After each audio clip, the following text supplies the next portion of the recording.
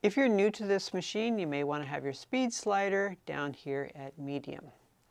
Now I'm going to show you how to set your machine up for regular straight stitching. You want your A foot on, and if you're new to sewing, I would suggest using some fabric like quilting cotton, something that's easy to sew on.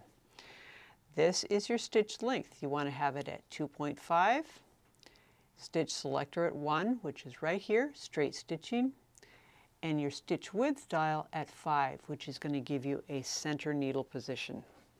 And with a center needle position, that will make sure that if you're trying to sew something like a 5/8 inch seam, you can guide the edge of your fabric along that line and get an even 5/8 inch distance between your seam line and the edge of your fabric. So to start sewing, you want to start sewing on your fabric, not off your fabric, because you could get a thread dangle otherwise. Now hang on to your thread tails just like I'm doing, and get ready to do a back stitch, but sew a couple stitches forward, then press your back stitch and start sewing. Now where I'm watching is right over here, right at that 5/8 inch seam line.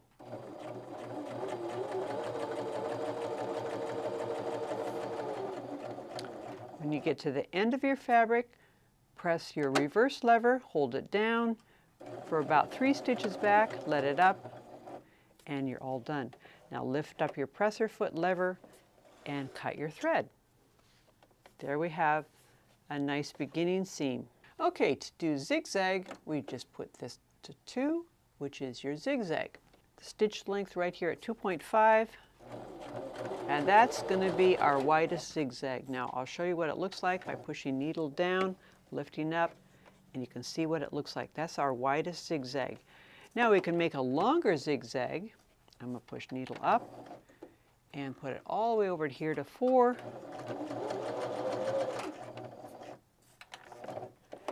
And that's our widest and longest zigzag. We can also make it narrower and shorter. Again, needle up. Make sure you have your needle up whenever you change any of the dials. Let's start out with making it narrower. There we go.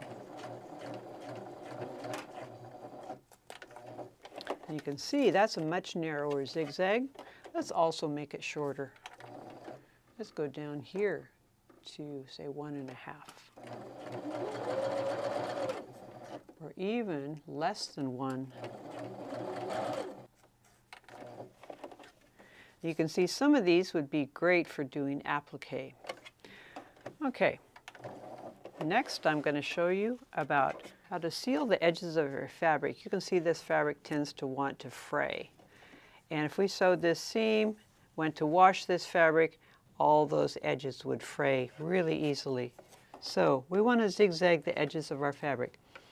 Now make sure that you have your needle going past the edge of the fabric and into the fabric. Notice where the edge of the fabric is in relation to the foot. So I'm going to zigzag this.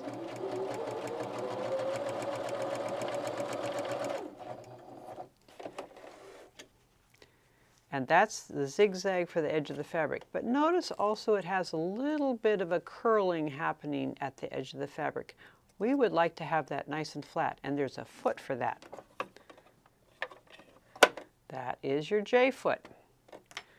To change feet, pull the foot forward. It comes right off. To put it back on, this is the little bar that it connects to those little jaws there. Put this straight on like that. Push that back and it's on.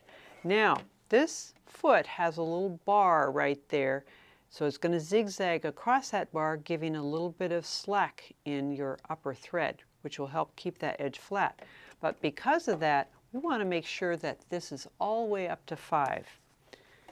So that the needle, and I'll show you, we want the needle to go past the bar like that.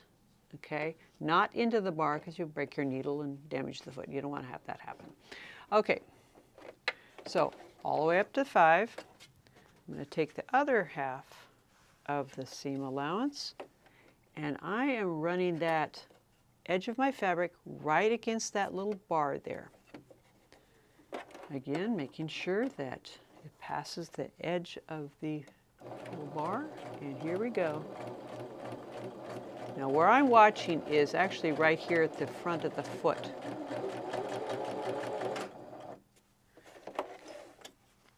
And you can see how much nicer and flatter. Now yes, the thread does look a little bit loopy. That's because we have a very high contrast thread to the fabric. But it's not going to curl the edge of the fabric like it did here on the A foot. That's the J foot that we just used. Now I want to show you something that's really useful if you have stretchy fabric or fabric that's on the bias, that stretches on the bias. Notice this is woven fabric that's stable in the straight of the grain but stretchy on the bias. We want to use this stitch right here, stitch number 1, but it's going to be in the gray area. So I'm going to go past 4 into this gray area. What this is going to do is make a straight stitch, but it's going to stitch what's called a triple stitch. It's going to give some stretch into the stitch. So we're going to go on the bias.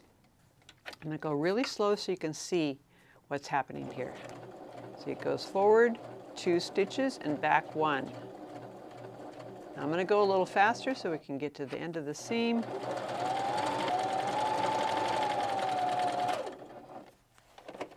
This stitch will now stretch as much as the fabric will stretch without the thread breaking.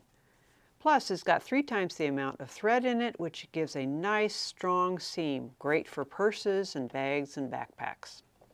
This is also a great stitch to use if you're repairing the back crotch seam where the thread has popped because of the fabric stretching as it goes around that curve on the bias. This is a great seam to use to repair that. Now, this stitch can be made longer or shorter, but only within a short range. So each of these stitches up here correspond to another stitch up here. Like if I did a zigzag, it'd be a similar sort of thing where it's a triple stitch zigzag. There are other stitches here. Go ahead and try them out. And that's how to get started sewing with your Viking Emerald 118. I hope you've enjoyed this video. If you have, give us a thumbs up. And if you have comments, questions, or ideas for other videos you'd like to see, let us know in the comments below. Thanks for watching. Bye.